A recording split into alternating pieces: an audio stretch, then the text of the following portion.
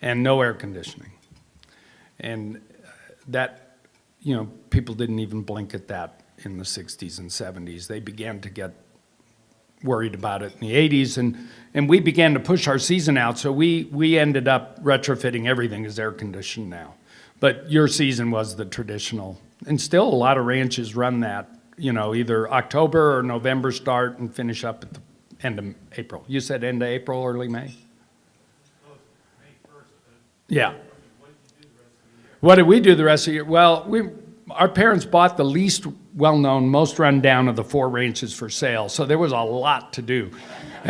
You know, the staff went boof, and, you know, it was mom, dad, and 2 really cheap laborers. And so we fed horses, and, you know, the wrangler, for years, he went up to Wisconsin and rodeoed, and because he could beat them more easily in Wisconsin, and we went to work. You know, and then it just, and our season expanded, and our international market became so important to us, and summer's so big in that regard. But still a lot of ranches close in the summer, and it makes a lot of sense. But particularly with this pandemic thing, a lot of staycations now, and so. Vicki has a question. Yes. Hi, thanks for being here. Thanks. So you showed a picture of a ranch that you said was built in 1835 to 18-something? Yes, Rancho de la Osa. Is it still standing, the building? Yes. And also you mentioned, and where is it? And you mentioned that you have a book with pictures in it, maybe? Yes. So, yes, the book, I brought it in case someone asked me a question, because I found that somebody asked me a question yesterday, and I had to go get my book to answer the question, because it's become my own reference point, which says something. So Rancho de la Osa is on the border near Sassabee, which is really in the middle of nowhere, Arizona.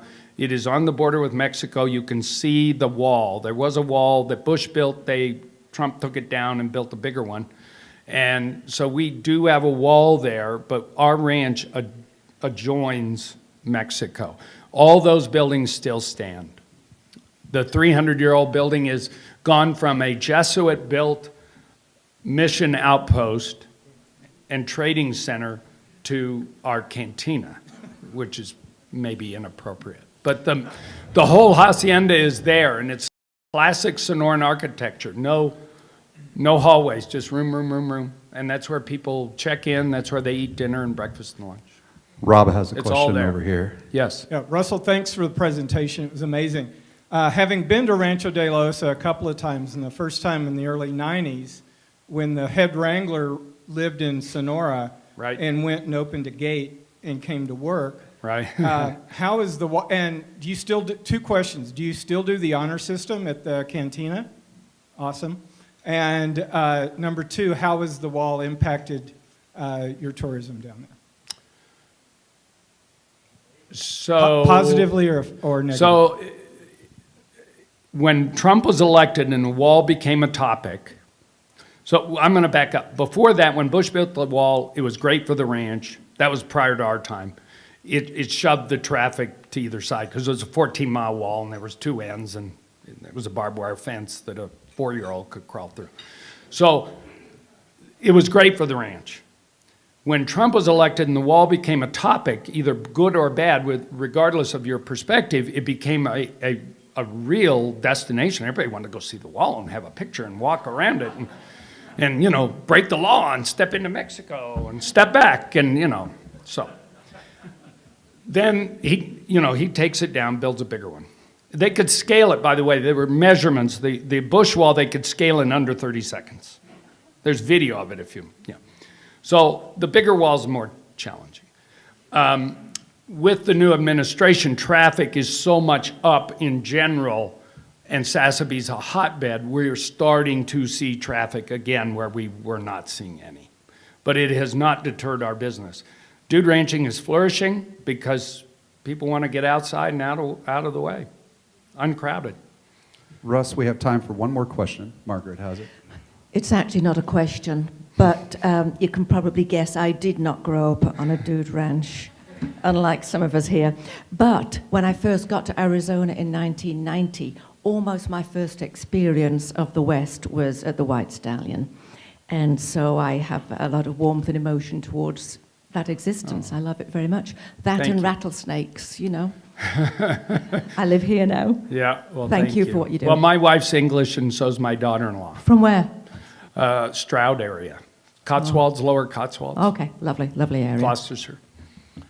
All right, thank you very much.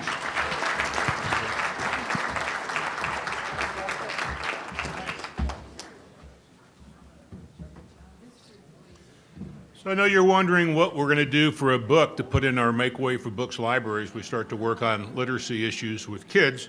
And today we have Mr. Noisy at the Dude Ranch. So there you go. That'll go in the library. So Russell, thank you for that. By the way, just a little shout out. If you've not gone out to White Stallion Ranch, Janine and I have gone out a couple times. It is really, really cool. I mean, if you've not been out there, it is fun. You should do that. So this is kind of interesting. This is like the first time in forever that we do not have any birthday introductions, but we do have an introduction.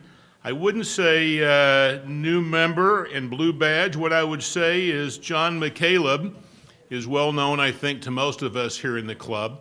When I was asked to be president, I think one of my first calls was to John, and I let John know that I expect him to come back to Rotary. I actually had the opportunity to be John's program chair back when he was president. So here's a little couple things about John. So he originally joined our club in April of '91. He stepped down in December of '16, and then he rejoined in June of '21, right before I stepped in. Thank you, John. He's got a wonderful wife, Judy, Christopher, Nick, and Emily, his kids. Again, he was the president back in 2002 and '03. And I had a great time being his program chair. I think we just got together on the same page and really had a lot of fun. So without any further ado, I want to ask John to come up and say a couple of words. Oh, and one last thing, John. We saved your badge. So I'm giving you back your badge. Thanks for the badge, Irv. Nobody ever had a better program chair, and actually nobody ever had better friends, a better time. I look around and I see people that were absolutely key to my year as president of this club, and I'm really happy to be back. I had he described a little hiatus as I developed my rock and roll skills, and now that I can go up and it's like sleepwalking, I'm back in Rotary where you get to be more active. So anyway, happy to be back, happy to be a part of this wonderful club again, and back with all my friends. Thanks.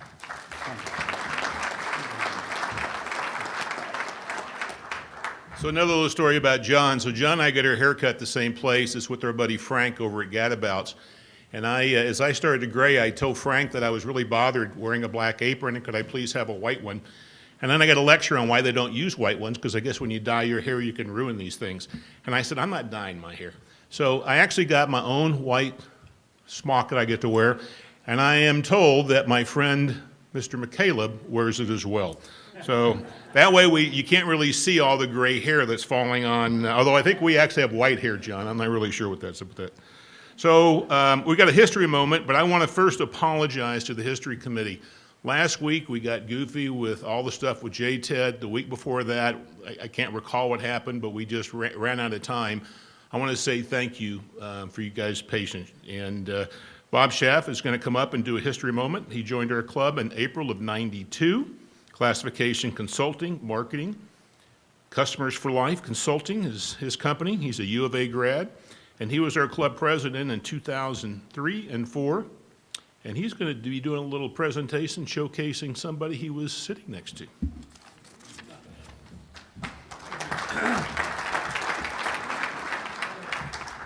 Thank you. It's been fun to do these history moments for past presidents. And if I had known that John McCaleb was going to be honored today as a returning Rotarian, we could have shown his past president video. He had one of the best ever, but we have one today that is equal, if not really better than John's. And that is for Charlotte Ann Cleveland Harris. Today we honor her as our 88th president in 2008 and 9. Charlotte Harris is a very special person. Special not only to Rotary, but also to me. Let me give you a couple of examples. Charlotte was a classmate of mine and Scott Vaughn's in 1961 at U of A. As Director of Development at South Point, which role she held for 15 years, she was instrumental in getting my son John a scholarship to South Point High School. As membership chair during my year as president in 2003, she took on that job with vigor and recruited 39 new members during that year, which is an outstanding record in the history of our club, and that was Charlotte Harris. And then recently, she supported my wife through her successful battle with breast cancer because they had that in common, and I will always be grateful for that. But she's special also to our Rotary Club. She joined our Rotary Club in November of 2000 and exemplifies the Rotary spirit of service above self. She has a Paul Harris Fellow +8. She has been very involved in the Ride to End Polio to honor her late husband, Mike Harris, and she's always willing to help in so many ways. As an example, a task she's taken on that you've all seen is every week she gets up and does a lot of research to present a history moment for our club, and that kind of is something special about our club. Charlotte Harris is a very special person. She always lends her ear, her heart, her hands to almost any task, and she's been a tremendous asset to our club for the past 21 years. So let's see what Charlotte Harris has to say about her year as our club president in 2008. Roll that video.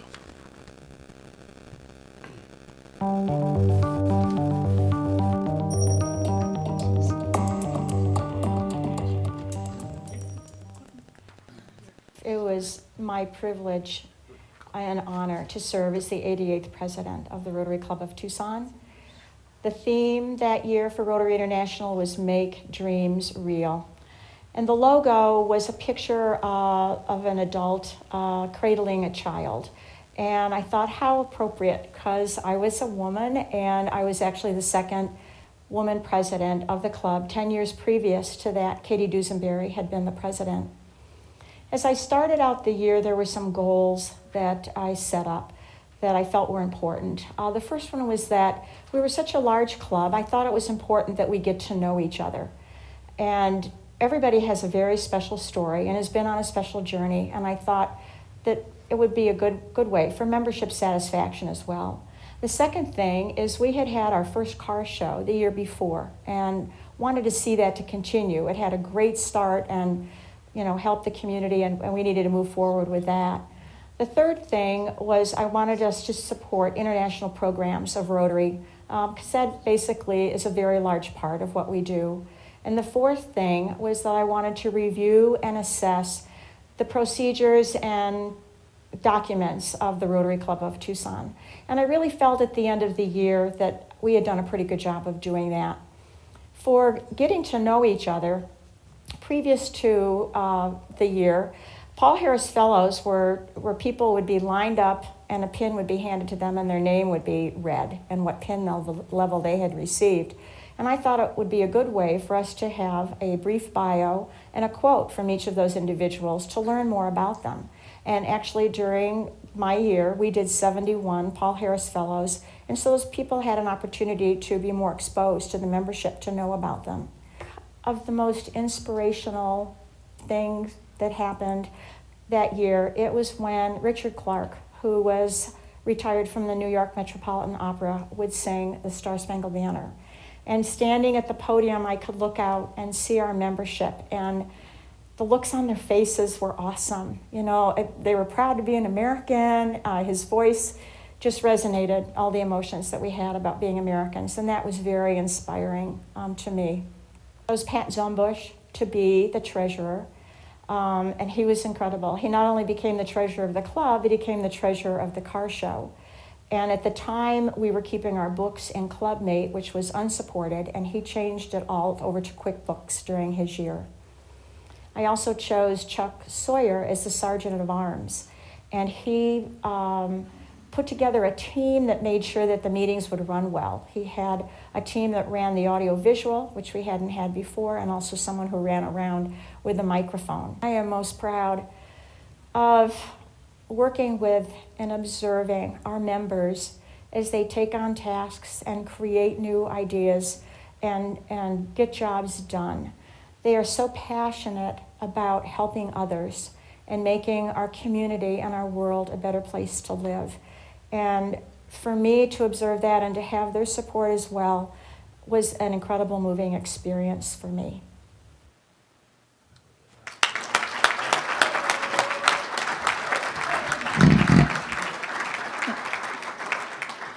It still was an honor and a privilege to be able to be the club president. And as I've shared with many of you, the friendships that we develop with our fellow members are like a second family. And when I've shared those with people, I always get a definite agreement. And I would just like to take a moment to give a shout out to Bob Schaff. It was his idea to start doing these president's videos. And he's the one that organized what we would say, he did the scheduling, and he's the one that puts together these for us each week. We now have 35 videos of past presidents, some of them who are no longer with us. And this is treasured history for our club. Thanks so much. Good call. Bob, great job. Charlotte, we're very proud of you. You know, Charlotte's one of those people you can just, if you're ever struggling with something with Rotary and you just want some history or some advice, she's a great person to visit with. And as she knows, I bug her a lot. So guess what? We've got a little raffle coming up, and I guess I'm not even going to talk about my tickets because if I say anything about them, nothing good will happen, so I'm going to ignore my tickets. I'm not going to sell them. They're not available. Chris has already promised me he did not sell me the winning tickets, so I'm probably going to have to even look at them. Yep, that's right. But Chris Dodge is going to come up. As you guys know, he has got some money in his pocket.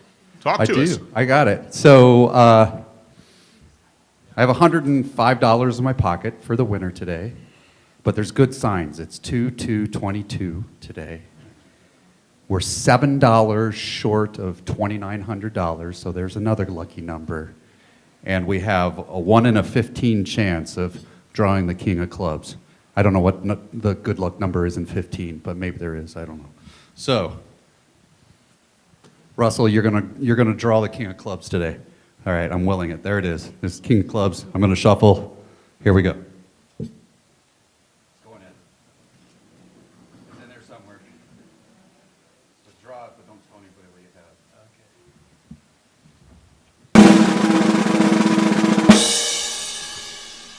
Okay. All right, he's drawn the King of Clubs. We're willing it. And draw the lucky ticket number. Don't make it Mark's. This is what $20 every week gets you. Abuse. The winning number this week is 857719.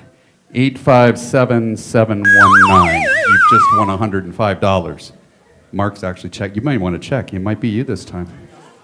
We got it? Who is it? Not me. Oh, yeah! All right, I'm bringing you money now.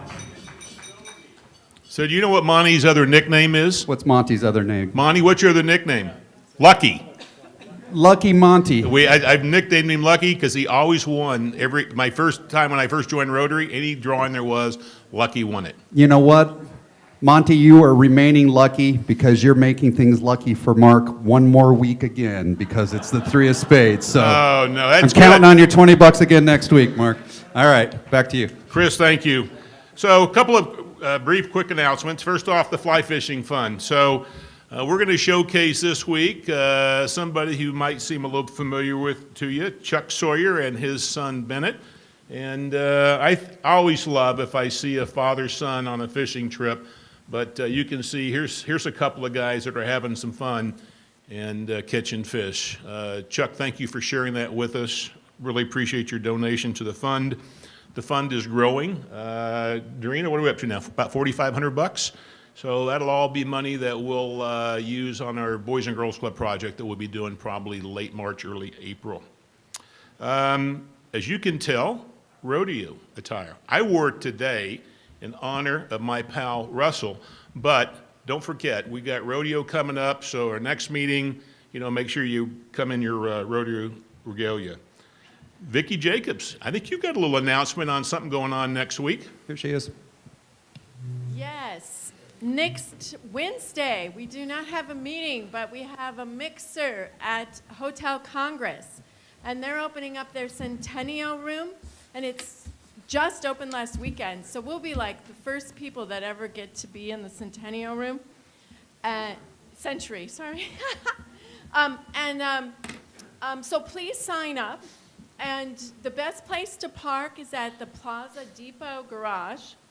And Nicole and I are going to ask for a couple of volunteers so we can have like a greeting line on your way to Hotel Congress so you know exactly where to go. Could you raise your hands if you're planning on going? Oh, great. So, so we need more people to sign up. We need more people to sign up. Angelo, who did the jazz performance a couple of weeks ago, is going to be playing with his trio. Okay? And so we have our own private room with our own private music for the night. Thanks. Bye. And dinner. Vicki, thank you. Thank you, Vicki. And I have to say, I've been in the room. I went to like the private opening of it, and it is gorgeous. It is something to be seen. It will become soon a treasure in Tucson. So you ought to come just to check out the room. It's very cool. Back to you. Wait, blood drive. Blood drive. Yeah, that's me. It's February 16th. Can we still sign up out at the registration table after the meeting? Yes, we can. So we can still sign up at the registration table. There is a little video. Can you roll the video?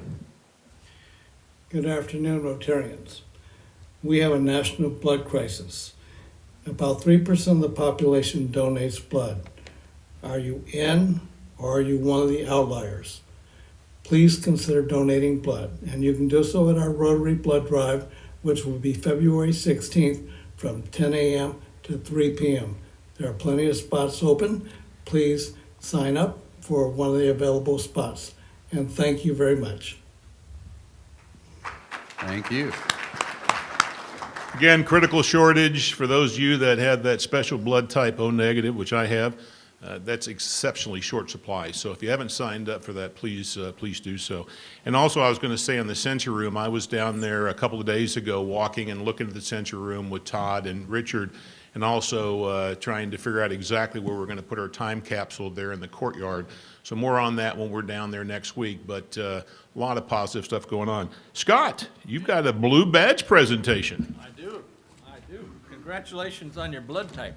Yeah. Hey, as I've learned from many of you, you share my view about the impact on the community and the great successes, one after another, of our new member, Diana Medeiros. Her new membership was already presented, but this is time for the blue badge presentation, which I offer you now. Thank you. And I just so admire Diana, and I'm so sorry that it took so long to get the blue badge, because she completed those check marks one after another in world record time. Diana Medeiros.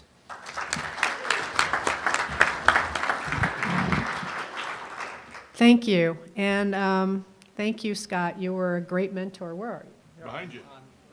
You can't have a better mentor than Scott. He helped me. He cares. He did above and beyond. And to Mark for inviting me to join, twisting my arm to join. No. And I am proud to be a member. And what I like so much about this group is that you guys are rainmakers. And that's the kind of people I want to be around and work with. I want to say something about Russell as I'm losing my voice. I've known about the ranch, traveled to all the ranches. I will be going to Montana this summer, spent a lot of time at all of them. He is the king of hospitality. You go to that ranch, and he used to run the corral, and people he never met, he would say, "Oh, Diana, this is your horse." And we're like, how does he know my name? I mean, it was phenomenal what this man could keep in his head.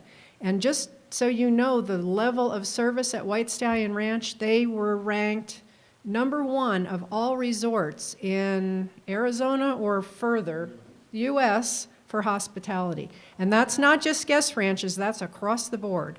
So if you want an experience, travel to all their ranches. They're all different.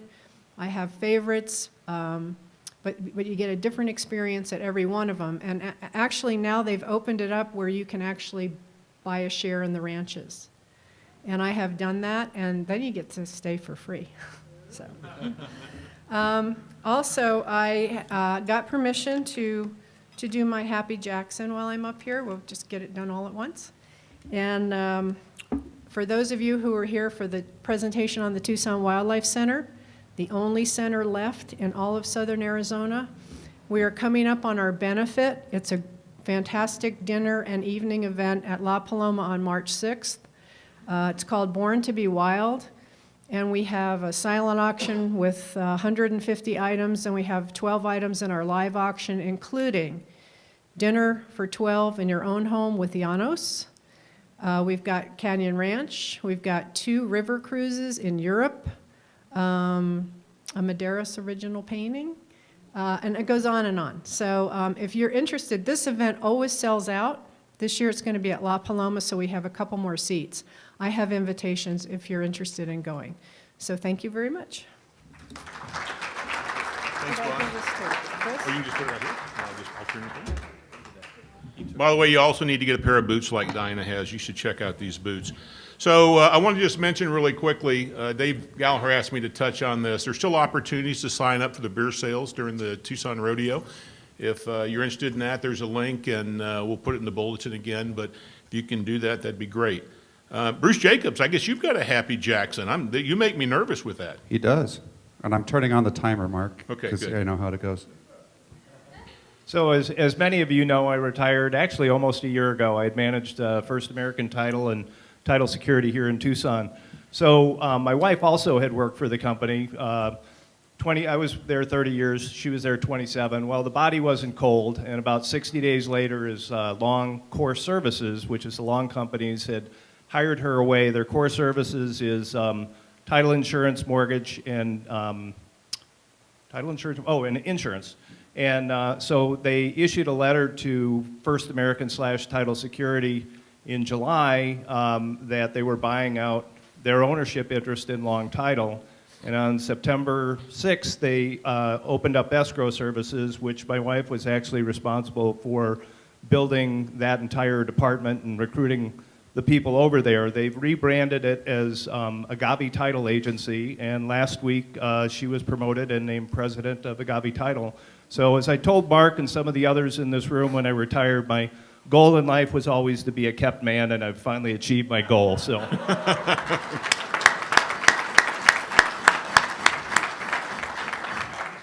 And you did that successfully in 1 minute and 6 seconds, Bruce. Sounds like we should charge them another $1. Yeah, I know what I'm saying. So I just want to thank everybody for joining us today, and we hope you enjoyed the meeting. If you'd like to donate to our scholarship, the cups are outside on the table. If you've not gotten your Rotary pin yet, I mean, oh my God, what are you doing? They're at the back table as well. John, congratulations on rejoining us. You made my day when you said yes. Diana, congratulations on your blue badge. We'll have to compare to see who got done the quickest, because it seems like everybody is just really powering through the STAR program thanks to our buddy Steve Pickering. Anyway, we're honored to have you in our midst. Next week, we're going to go and have the Sweetheart Replacement Mixer at Hotel Congress, so don't forget to sign up. Now, I guess it's time for that little toast and adjourn. So there's this is probably appropriate. There's an old cowboy proverb that says, there never was a horse that couldn't be rode, and there never was a cowboy who couldn't be throwed. Here's a toast to both. We are adjourned.